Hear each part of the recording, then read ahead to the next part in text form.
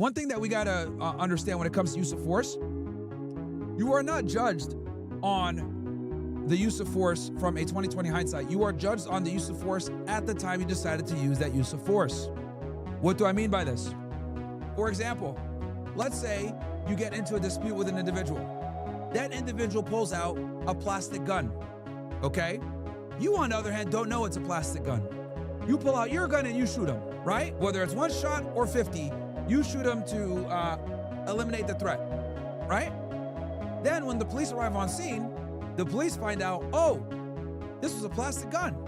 You are not gonna go to jail for that because a reasonable person put in your situation would assume that during the course of an argument or a confrontation, them pulling out a gun, whether plastic or not, is probably real. And you pulled the trigger and shot first. So you would not be judged on what's called 2020 hindsight, which is now you have the hindsight after the fact and you find out that the gun was plastic. Does that make sense, chat? So you are judged on what you knew at the time that you decided to deploy the lethal force, okay?